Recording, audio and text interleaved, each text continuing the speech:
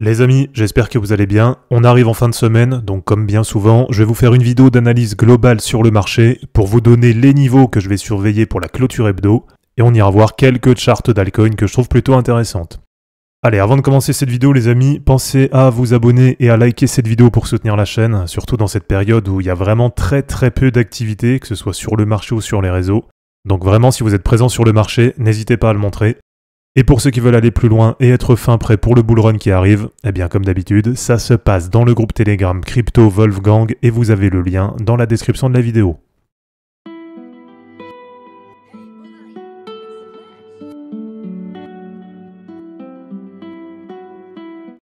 Alors cette semaine, eh bien finalement, on a eu très peu de volatilité, à part sur la journée d'hier. Alors attendez, je vais passer en H1 directement. Voilà. Donc ce qui s'est passé hier, c'est qu'on a eu les résultats du chômage américain, qui se sont annoncés être très légèrement moins bons que prévu. Et vous connaissez le marché, eh bien généralement la moindre news un peu négative, ça engendre une belle correction. Et donc en quelques heures hier sur Bitcoin, on est passé de 71 800 à 68 500. Donc là on n'est pas loin d'un moins 5% en quelques heures. Mais ça reste anecdotique parce que finalement là sur la semaine, une nouvelle fois, on a très peu de volatilité, il s'est pas passé grand chose.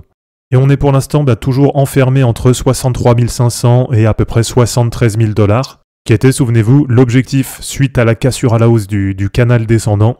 Donc pour l'instant, on s'en est approché, on est monté jusqu'à peu près 72 000 $, justement sur la journée d'hier, juste avant qu'on ait le dump.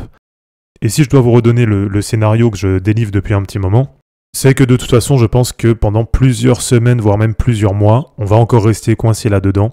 Donc à peu près dans un gros range, on va dire à peu près entre 75 000 et 55-56 000. Donc pour les niveaux à surveiller en clôture hebdo, ça reste toujours un petit peu les mêmes.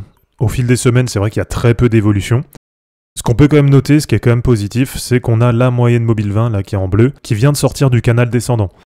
Donc ça nous fait un beau niveau support, qui va de toute façon dans les prochaines semaines arriver sur le niveau à 63 500. Donc là, une nouvelle fois, ça valide ce niveau support à 63 500.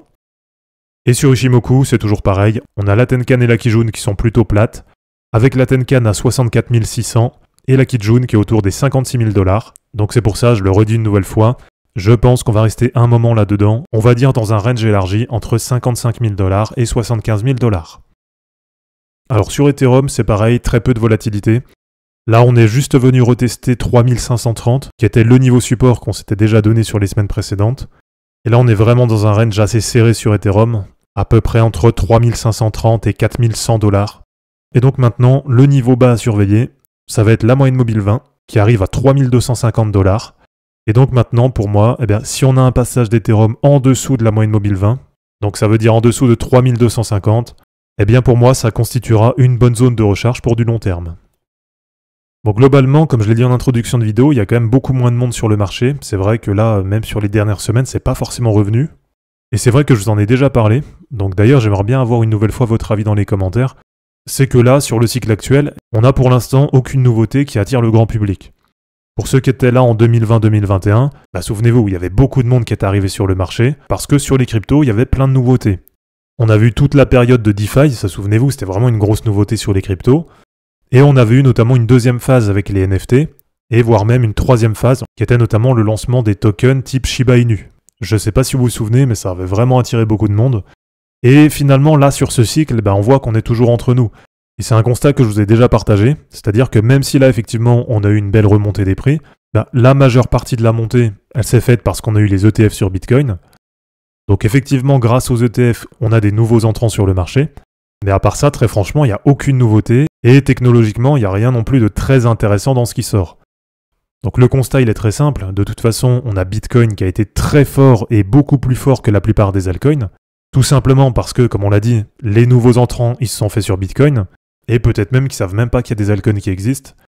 Et sinon, le deuxième constat, c'est que pour l'instant, on va dire la seule narrative qui arrive à attirer du monde, c'est la narrative des meme coins. Mais en tout cas, pour l'instant, le constat, il est simple, c'est qu'on est toujours entre nous. Et la plupart des personnes qui sont sur le marché actuellement, sont les mêmes qui étaient là il y a 6 mois ou il y a 1 an. Voilà, c'était simplement un petit constat que je voulais vous partager. Donc bien sûr, n'hésitez pas à me dire un petit peu ce que vous en pensez dans les commentaires. Et pour terminer, je vais juste vous montrer quelques charts d'altcoins qui sont plutôt pas mal, là, qui sont plutôt intéressantes. Avec notamment la charte de INJ, que je vous ai partagée hier sur Twitter et sur Telegram. en vous disant que après le pump qu'on a eu sur Kaspa, qui s'est passé comme on l'attendait, la prochaine grosse crypto, entre guillemets, qui je pense va partir à la hausse, pour moi c'est INJ, et je l'attends aux alentours des 38-40 $. Et comme je vous dis, c'est marrant parce qu'au moment où j'ai posté ça, il était 15h. En plus, j'étais à la salle de sport, donc j'avais vraiment regardé les graphes rapidement.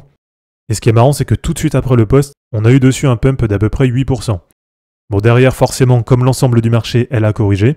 Mais par contre, ce qui est positif, et ce qui vient conforter une nouvelle fois ce que je vous ai partagé, c'est qu'on voit qu'elle est bien dynamique, et elle a déjà rebondi d'à peu près 15% depuis les points bas d'hier. Donc vraiment, INJ, pour moi, là, c'est vraiment une des cryptos qui, je pense, va exploser sur les prochaines semaines. Et donc, en termes d'objectifs, eh bien, je pense que d'ici là, on peut viser à peu près entre 38 et 40 $. Donc ça ferait déjà un beau pump, ce serait déjà pas mal. Et puis juste pour finir, voilà, je vous remontre un coup la BTC Dominance. Donc ça c'est pareil, je vous l'ai repartagé sur Twitter et sur Telegram.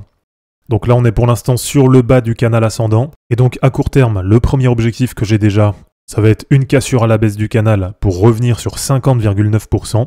Donc ce qui fait à peu près moins 4 points par rapport à maintenant.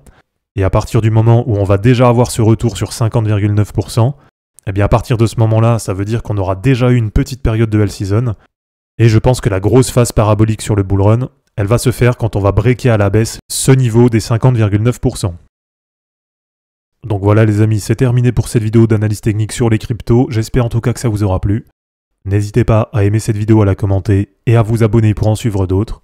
Je vous rappelle que dans la description de cette vidéo, vous avez tous les liens utiles et les liens pour me soutenir. On se dit à bientôt pour une prochaine vidéo. Et d'ici là, ne capitulez pas, car les fortunes se créeront en portant vos burnes. Ciao.